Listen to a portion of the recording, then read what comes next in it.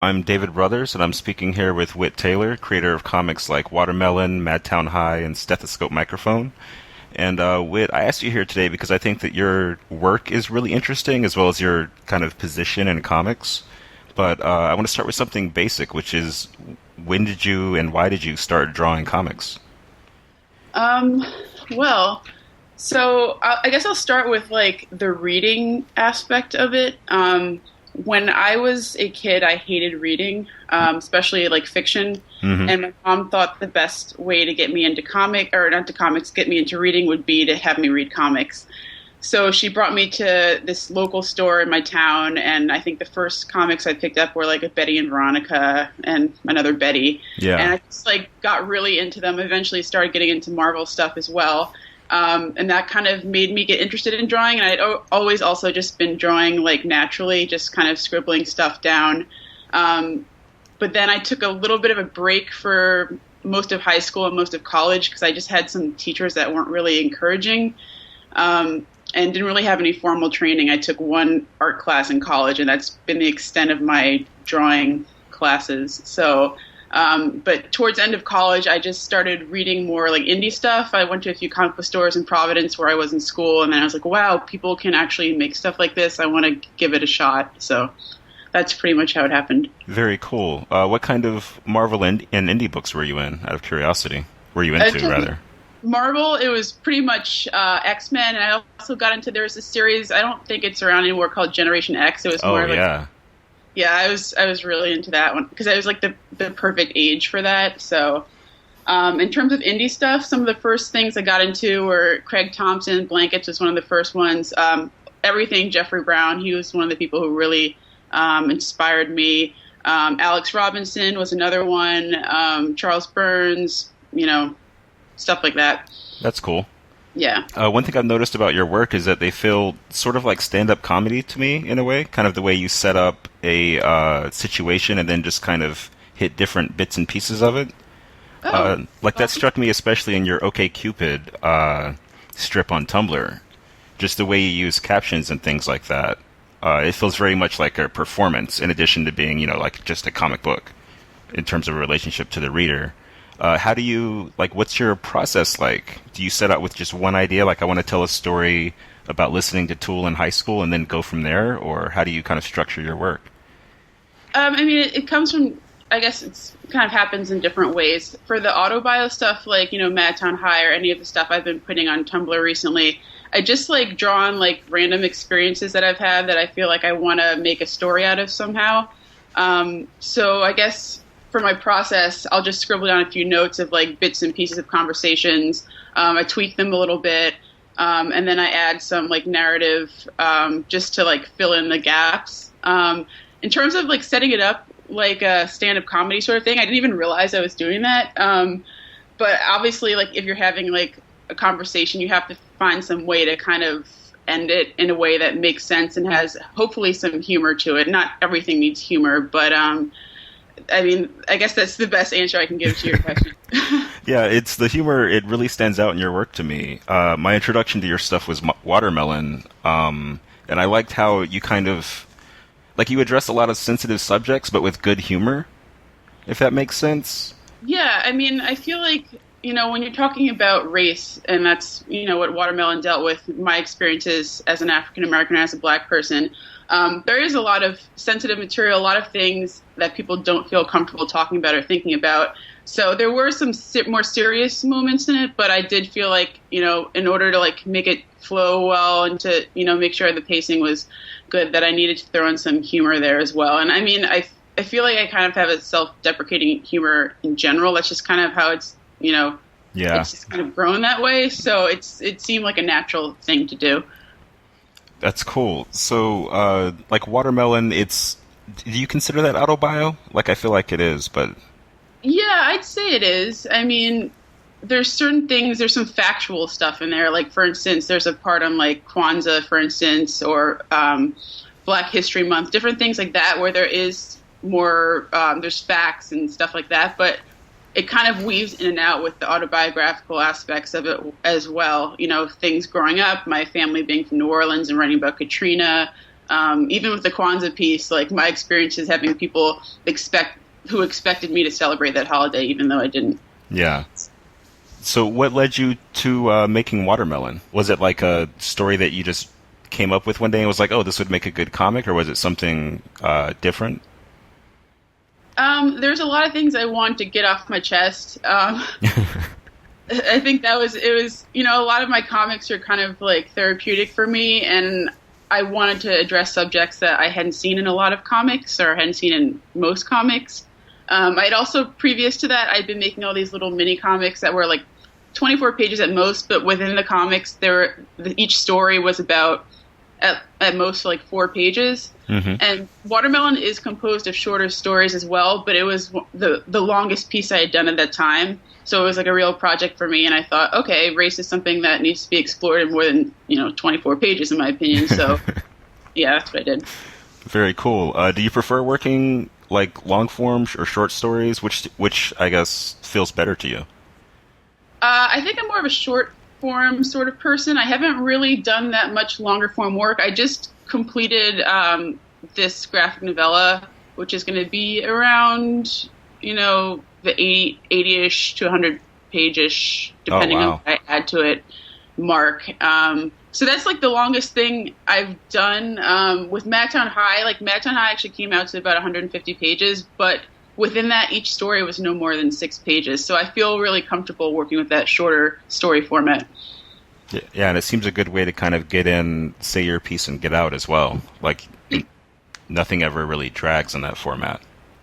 Yeah, I mean, I feel like for the things that I was discussing, it didn't really need to have any more than that. And I feel like the collection of stories, at least in Madtown High, kind of brought a greater sense to like what it was like to have that experience, and I didn't need to have like a really long running story. Mm-hmm. And so Madtown High is your it's a series of comics about your experiences in high school and kind of your circle of friends and the things you got up to. I like that they're anecdotes. It's almost like talking to someone about what they experienced in school, like over a period of time, but just compressed into one sitting. What's your overall impression of just your high school experience? Like, it seems both melancholy and like very positive. Like, you talk about biology league and that kind of thing. Yeah, I was a big nerd. I loved science. I had a relatively easy time in school, and I was really lucky for that. And I really liked my teachers. They were all very quirky, and they were all very like old school. Like, most of them had been teaching since like the 60s and the 70s. So very different environment than probably high schools right now. But I was lucky to I went to public school. It was a good school. I had some awesome friends. They were also a little bit eccentric, but they're actually still my best friends now, which is really, I guess, rare. Yeah, that's amazing. Yeah, that strangely. But it was really difficult for multiple reasons. I mean, high school is always kind of an angsty period, like developmentally. And I also, like, my school is very homogeneous, like, racially, and I was, like, one of the few black kids there, so that was really difficult for me, and, like, how it affected me in multiple ways. So there was always that kind of lingering in the background. So, yeah, good and bad. Yeah. But I think most people some people hate it entirely or love it entirely, but most people kind of have mixed feelings about it. Mm-hmm. So where did Stethoscope Microphone come from? You're kind of, I guess, music comic in a way? Yeah, that one's kind of out of left field. So when I was in high school, it's just like so immature, but we'd play like dress up sometimes, and we like made up these ridiculous rock star characters. One had this like flowing red wig, and the other had this like mullet. And we just pretend we were a rock band. And then the Betsy Ross character, who's a love interest of one of them, my friend would like play that too. So I like look back and I'm like, man, that was really bizarre. I want to make a comic out of it and see if I can make any sense out of it. So what I did was I made the story. It's kind of like a VH1 style story. They start off very small, they get big, they run into some trouble, all of that type of stuff, and then fall from grace, rise again. And I put a lot of musical references in it. For instance, there's like Yoko Ono references, a lot of Beatles references, Parliament Funkadelic, Rick James, stuff like that. So it was really fun to do, and it also gave me a chance to work in color, which I don't really do very often. Yeah, what was that experience like for you? I know like Watermelon and Madtown were both black and white. Yeah, it was actually just like a stressful period in my life in general at that point. So I actually chose to color with Copic markers, and I felt like a little kid, which is really like relaxing, you know. I like, I come back from work and I like draw with these markers, and like I have mixed feelings about Copics. Like they have a cool look, but they run out pretty quickly and they're too expensive. Yeah. So I was like, well, I might as well use them right now, and I'm happy with how it came out. I mean, it's a silly little story, so I think the medium worked well. Yeah. I like that, so after the story, hopefully this isn't a spoiler, there is a photo of you and a friend in similar costumes. And that was it was almost like the extra punchline on top of the punchline for the story for me. Oh, glad to hear that. Yeah, that was actually from high school. That was me and my friend, like, literally, like, dressing up like that. And I managed to find it somewhere in my room back in New Jersey. So I was so glad that I still kept that. Yeah, it's fun. Like, that's one thing I think, like, the story itself, I really liked. I thought it was funny and kind of poignant at times, too. Like, when he sees Betsy Ross again and that kind of thing. Mm-hmm. But it feels very, I keep saying fun over and over and over. It feels like a lark, almost, like just something you did because, like, why not? Like, how much does that kind of impulse drive your comics making? Well, I just finished Madtown High, which had taken me like the greater part of the year. So I was like, oh, I just want to do something fun and like no pressure, and like if nobody ever sees it, like I don't really care. And I just had a bunch of like silly little ideas that I wanted to try to make into a comic. And that happens sometimes. Like once in a while, I'll just make a little mini that's completely unrelated to anything, and I don't even do anything with it. And it's nice to mix it up. And recently, I was putting some comics on Tumblr that were related to my winter break. Mm-hmm. I work at a college, so I had like a bunch of time off in the winter, and I just went back to New Jersey and hung out with my friends. And that was just kind of a random project too. It's just, after any big project, like I just finished my graphic novella, so I was like, I'll just do something fun. Are you going to work in color more often? I hope so. I don't know. I don't have any projects planned right now that I plan to do in color, but I'm sure something will, will happen down the line. Very cool. Yeah. Something else you do, you've been doing criticism and interviews at Panel Patter. What brought, why that turn? Like, it's an interesting move for a cartoonist.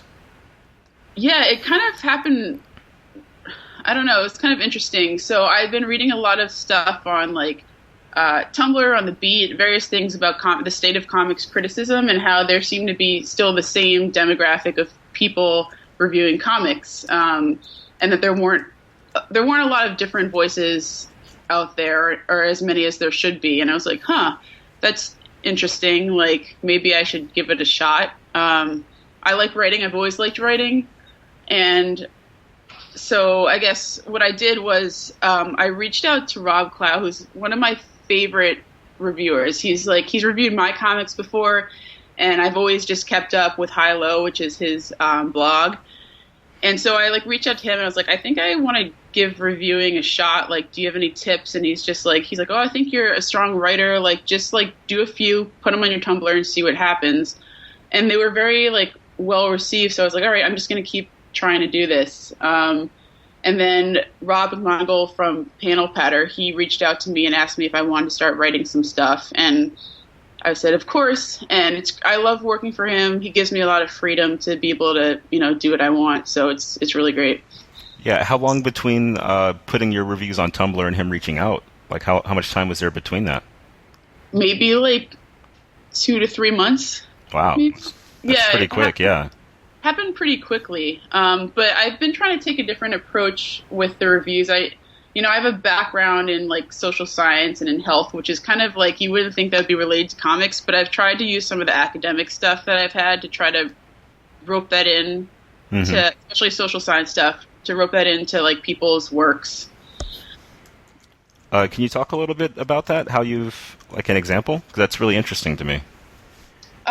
Yeah, so I think the first one I did was Noah Van Sciver's work, St. Cole, and he had a lot of the themes I noticed revolved around shame, like the character experiencing a lot of shame. So I had been reading this. I guess she was a social worker. She has a PhD in social worker. Her name's Brene Brown, and she had become kind of well known off of a TED talk that she did on shame. And then I started reading some of her work, and I was like, oh, maybe I can try to tie these in together. And I think it worked. I think it worked pretty successfully. So I've been trying to do things like that. Alabaster is another cartoonist. I really like her work. And I brought in some Joseph Campbell stuff. He was a professor who was an expert on mythology. And so he does a lot of stuff on the hero's journey, which is kind of a path that we all take. And there's a lot of themes in that. And I noticed that there was a really great connection with her work. So that's just another example of, how I've been trying to tie in some of these more social science related things into my reviews. So whenever people draw in larger themes, be it like social science, race related, or gender, and kind of looking at the comic in the context of our culture, that's always really fascinating to me.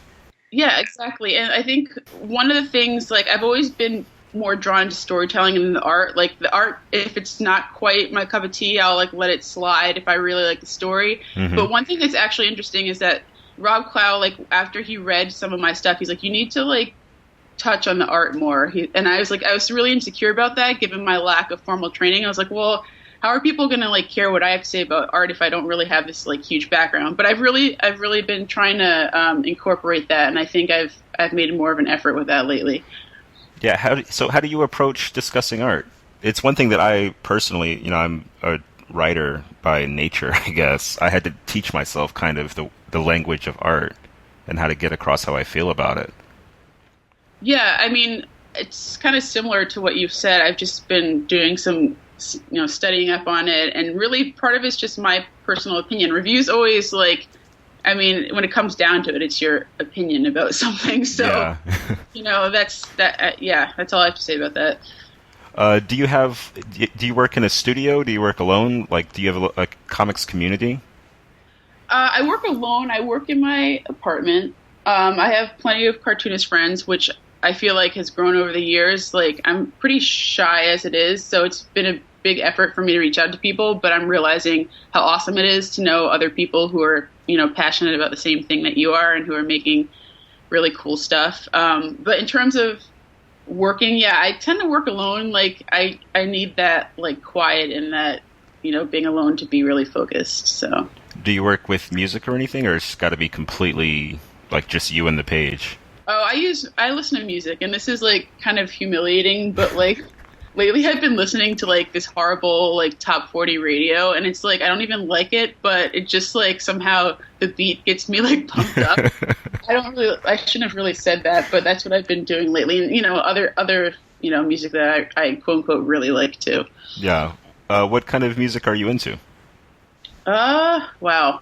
I'm going to be cliche and say everything, but, I really like a lot of more, alternative music. I really like classical music. I played a lot of classical instruments when I was younger, so that's another thing I like. Listening to while I'm drawing. I don't know. I've been very frustrated with finding new music lately, so I need to get on that. Do you play? I saw in Madtown that you were playing bass. Are you still in bands or anything like that? I'm not. That was a certain period of my life. I did play bass. I don't know where my bass is. I think my brother has it. I really enjoyed it. I played cello too for 7 years. So music has always been a really huge part of my life. I was a radio DJ when I was in college. Spent 4 years doing that. So music has been traditionally a really big part of my life, but no, I don't really play anymore. You debuted Stethoscope Microphone at SPX. Have you done many conventions, tabling and selling books?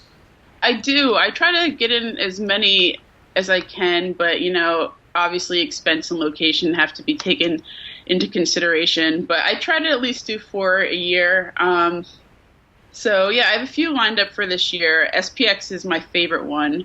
Fingers crossed for the lottery. SPX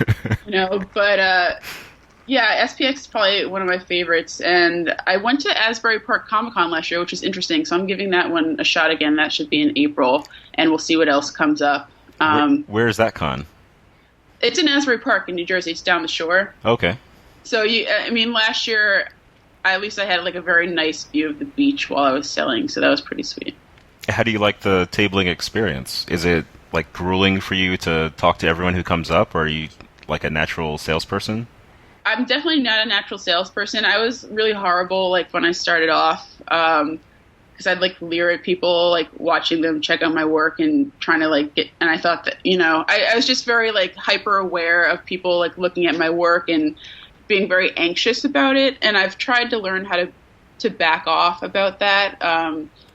It's always very personal, when people walk over and they look at your stuff and then they like put it down, they walk away. But that's the nature of selling stuff. People, it doesn't mean that they don't like it. There's, there's so much stuff out there at Comic-Con, like you can only buy certain things. You can't buy everything. And even if people don't like your stuff, that's just how it is. It's just part of it.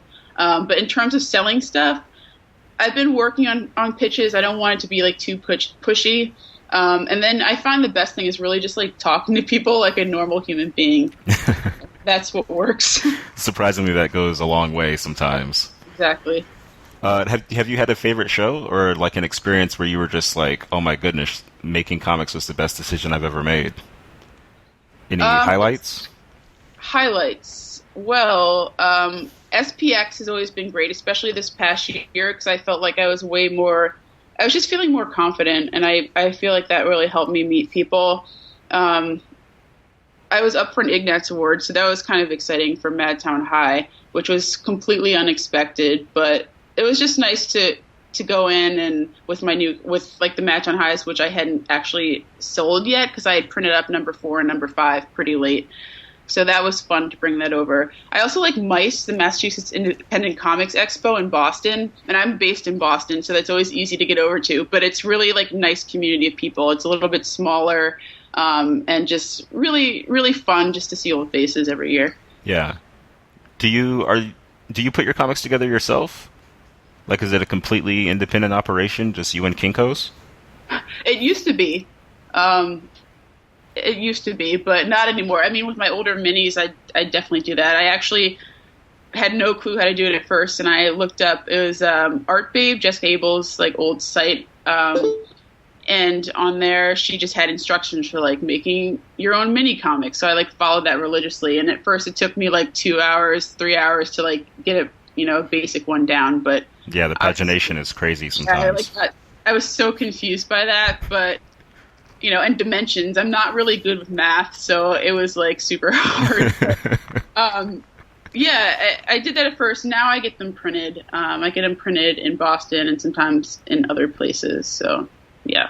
Cool. Are you looking to make comics like a full-time career, or is it just something you do for fun? In an ideal world, it would be full-time. Yeah, I mean, that's the goal one day, or even part-time. Right now I work full-time and do it, which is definitely a balancing act. It's like sometimes the last thing you want to do is really focus on making something quality when you have like a 9-to-5 job. Yeah. So, I mean, the dream would be to like, not do that. But, yeah, right now I'm working full-time. Yeah, and it seems like you put out like a decent amount of stuff each year. I mean, there's the 5 Mad Towns, there's Stethoscope, there's Watermelon. And that's just since 2011, I believe, 2012? Yeah. 2011. Yeah, I'd like to think I'm pretty driven. I try to be disciplined. And one thing that's helped me be disciplined, especially with Madtown High, and the last piece I did, Up Down Clown, which is the novella, I was like, I made myself post a story every single week, whether that be 1 page or 6 pages. And 6 pages is pretty grueling to do in a week. But I was like, it has to be done, like, regardless. And that really held me accountable for it, Yeah. And that, the other thing is I tend to be a quick drawer, which, is a good thing and a bad thing. But, because I can, make a lot of mistakes or be careless at times. And that's something I'm working on, like, slowing down. But I think that's probably contributed to it as well. That's cool. So, like, in a perfect world, how long does it take for you to draw a page that you're completely happy with? Maybe like a day. Like a day? Okay. I don't know. I don't have any frame of reference for knowing if that's like yeah. normal. No, that's or not. pretty good. Like most artists go for like 22 pages a month or something like that. So like a page a day is it's right on par. Yeah, yeah. So that's what I'd say. So what was your first work in comics? My first work. Like even if you didn't show anybody. Well, I'll just mention two different things. First thing I made was this like ridiculous fantasy thing about this like deer and his friend who worked at a Mexican restaurant in the desert, and it was just like so disjointed. It was another one of those like fantastical ideas like stethoscope microphone, but it didn't fully come together. Yeah. So I kind of and I went to Staples and I actually didn't even I just stapled it regularly. Never did. The only person who ever saw it, interestingly enough, well, I don't even know if he saw it, was Harvey Picar, which I'll get into after. Wow. But that's a whole other story. But the second thing I did was this series called Six Panels, where I had 6 panels, and I had one person for each page, and they had to make a complete statement in 6 panels. So it was very static looking, but again, it was like getting those ideas and having that conversational quality that I think I have in a lot of my work. Yeah. Going back to the other story, though, when I was in college, I went to Brown, and there was this Hillel Center, the Jewish Center, and they invited Harvey Picar because American Splendor, the movie, had come out, and they wanted him to talk about that as well as some comic stuff, and I was super excited. So I got my friend to take me to dinner at the Hillel Center one night, which is probably very inappropriate of me, but I went there and slowly snuck up towards him and started talking to him about comics and stuff, and he was super down to earth, really nice, very straight shooter as you'd imagine. And then he's like, "Oh, you make comics?" And I was like, "Yeah." And he gave me his address, and I sent them to him, and I'm like, "Oh my god, I can't believe I did that!" Oh, they were so terrible. But yeah, that's the story. Do you not like your older work? What kind of, or do you see the good qualities now that you have some distance from it? Yeah, I mean, I think there's always good qualities. I don't hate my older work. Before I did Watermelon, I put out 10 mini comics that most people have never seen, each being about, like I said, 24 pages. And they're more like the more recent Winter Break comics I did. They're about my friends. They're very conversational. And there's some that are terrible, and there's some that are really good. And one of them actually got a little bit of notice. It was called Onesies. And it was every page was just a single story, so hence Onesies. And actually, Domino Books, run by Austin English, they took an interest in it, and they distroed it for a little bit. Awesome. Yeah. You've done a few interviews as well. I was wondering if you could talk about your approach to interviews. You mentioned bringing academic or academic qualities into comics reviewing. How do you look at digging into an interview? Which interviews have you seen? I'm just curious. Mari Naomi. Oh, you mean like that? Okay. Yeah. So that was a really fun one to do. I also did one for Matt Moses for Hick and Hawk, which is a publishing company based in New Jersey. But I'll talk about the Mari Naomi interview first. I read her book. 2D Cloud sent it to me, and I love her stuff. She's an autobio cartoonist, and that's what really attracted me because I do that as well. So for that one, I asked about some of the themes in it, a lot of the themes being, relationship issues, mental health, childhood, which are a lot of things that when you do autobiographical comics, you tend to touch on things like that. Mm-hmm. But I was more interested in her process of being an autobio cartoonist and some of the difficulties and challenges and good things about it. Because whenever you do autobiographical cartoons, there's always an issue of disclosure, and there's an issue of reality. Mm-hmm. And when you do autobiographical comics, people assume that they know you, and that's not when you're writing something, first of all, your memory is distorted as it is. There's cognitive distortions. It's not the full quote unquote truth. And you also pick and choose what to write. So those are some of the things that I was interested in, and I wanted to just see what her take on those things were. And it was really great to hear her opinions on those. So I try to really, again, look at some of the themes in the work, and then I guess I'm interested in their process, what artists they like, who some of their influences are, and those are sort of the things that I go for. And do you tie that back into your work as a cartoonist yourself? Like it's almost like you're getting tips and tricks from other creators? Yeah, I mean, I always look to learn from other people. I'm constantly learning. I will continue to learn, and so of course there's a personal aspect to those questions. But I wouldn't ask questions that I didn't really care about. Yeah, absolutely. Yeah. One last autobio note. Most of your stories that I've read have been pretty down to earth. Like even Stethoscope Microphone was like a very familiar type of story. Are you into like fantasy or sci-fi or something more fantastic like that? Like just off and completely unrealistic? Maybe one day. Mm-hmm. I wouldn't say I'm particularly drawn to it. I mean, I do like some sci-fi stuff, but I don't think it would be right for me, at least right now, to do something like that. I'm more in autobio mode, but I'm also trying to make sure I don't like pin down, like make myself be just strictly an autobio person. So like the Up Down Clown, the graphic novella I just completed, that's fiction, and I plan to have some more fiction down the line as well. But I don't really know about sci-fi or fantasy for right now. Okay, cool. So can you run down your websites and where people can find you online? Sure. So I have a website. It's whimsicalnobodycomics.com. That was an old name I chose, and I'm sticking with it right now. I don't particularly like it, but and so the Tumblr is of the same name. It's whimsicalnobodycomics.tumblr.com. Check that one. Don't check the old one because I tend to update the Tumblr way more. But the store is on the old one if that's of any interest. And are you going to keep putting comics on Tumblr this year, or was that just a winter break thing? I hope to when I have the time. I've gotten pretty busy lately with reviews and other comics related things. So not in the near future, but definitely I hope to get out some stuff at some point this year. Awesome. Thank you very much for talking to me. Yeah, thanks for having me.